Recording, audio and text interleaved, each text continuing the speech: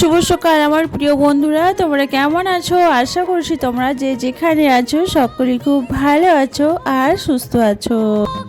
আজকে হলো শুক্রবার আর এখন কিন্তু ওই ঘড়ি কাটাতে সময় হয়েছে সকাল 8টা মতো। তো বন্ধুরা, আজকের ব্লগটা আমি তোমাদেরকে সাথে নিয়ে সকাল থেকে শুরু করছি। আশা করছি তোমাদের ব্লগটি খুব খুব ভালো লাগবে। তো চলো দেখতে থাকো। আজকে সকালে ঘুম থেকে উঠেছিলাম ওই সকাল 5:30 নাগাদ। তো ওই যে রোজগারের মতনই তোমাদেরকে আর কী বা বলবো। তো ওই যে বড়মশাইকে পাঠিয়ে দিয়েছি অফিসে, তারপরে এই যে ঘর দুয়ারের কাজকর্ম সেরে এই যে চলে এলাম ব্রাশ করতে। তারপরে এই যে চলে এলাম জামা কাপড় নিয়ে। রোজেরই তো জামা কাপড় এক বালতি করে হয়ে যায়। তো আজকে আমাদের এখানে ওয়েদারটা কিন্তু ভীষণই গরম আর প্রচণ্ড রোদও বেরিয়েছে। তোমাদের বাড়িতে কার কার বন্যা হয়েছে তোমরা একটু কিন্তু প্লিজ কমেন্ট করে জানিও। আর জানো তো আমাদের না দেশের বাড়িতে অনেক বড় বন্যা হয়েছে গো। আর শ্বশুর বাড়িতে তো অনেকটা বড় হয় না, বাপের বাড়িতে না অনেকটাই বড় বন্যা হয়েছে জানো তো। 3-4 মানুষ প্রায় উপরে জল, আর কেউ কোথাও যেতে পারে না, আর খুব অসুবিধার মধ্যে থাকতে হয় জানো তো। আর প্রচণ্ড ভয়ও লাগছে, এখান থেকে তো আর কিছু দেখতে পাচ্ছি না, ওই যা হচ্ছে ভিডিও কলের মধ্যে একটু আধটু দেখছি। আর তোমাদের কার কার বাড়িতে হয়েছে একটু প্লিজ জানিও কেমন। জানো তো আমার শরীরটা না ইদানি না ভালো যাচ্ছে না, কেন জানি না আমার সাথে এরকম হচ্ছে। মানে কি বলো তো, পেটের সমস্যা হচ্ছে আর কি, পটি পরিষ্কার হচ্ছে না, পেটে ব্যথা, পেটে যন্ত্রণা হচ্ছে, মানে মুখ টক টক ভাব এরকম সারাদিন হতেই থাকে। তো কি যে করি আমি কিছু বুঝতে পারছি না জানো তো। তো আজকে উঠেছিলাম, উঠে বসে আবার শুয়ে পড়েছি জানো তো। এটা না একদম ভালো লাগছে না। আর তোমার দাদাভাই দেখেছে আমাকে, দেখে ও আর ডাকেনি জানো তো।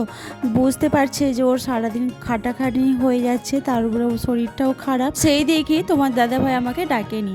তো আমি উঠে বললাম যে তুমি আমাকে ডাকোনি কেন, এতটা দেরি হয়ে গেছে। তো ও বলছে তুমি সারাদিন এত খাটাখাটনি করো, তো তোমার শরীরটাও খারাপ, তো ওই জন্য তোমাকে আমি ডাকিনি।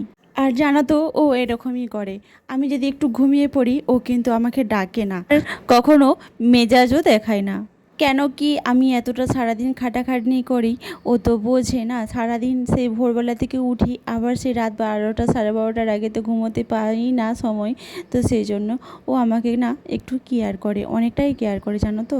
আমি তো সারাদিন কোনো রেস্ট নেওয়ার সময়ই পাই না, তো এই জন্য আমার একটু কেয়ারই করে বেশি। আমরা না এরকমই দুজন দুজনকে এরকমভাবেই বুঝি জানো তো। ও যখন ক্লান্ত থাকে, ও যখন ঘুমিয়ে পড়ে, আমিও কিন্তু ওকে ডাকি। আর সত্যি কথাই বলতে আমরা না দুজন দুজনকে অনেকটাই বুঝি। আর আমাদের ইনকাম কিন্তু কম থাকতে পারে, কিন্তু আমরা এটাতেই হ্যাপি জানো তো, এটাতেই আমরা অনেকটাই খুশি।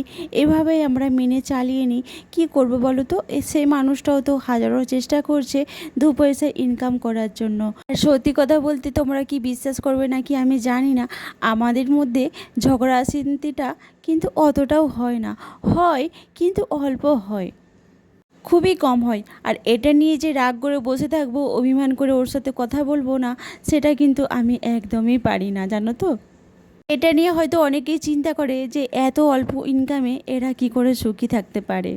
হয়তো তোমরা দেখে বুঝতে পারো কি পারো না জানি না, কিন্তু বিশ্বাস করো আমরা এই এতটুকু ইনকামেই কিন্তু আমরা সুখী থাকি, সুখে থাকার চেষ্টা করি জানো তো।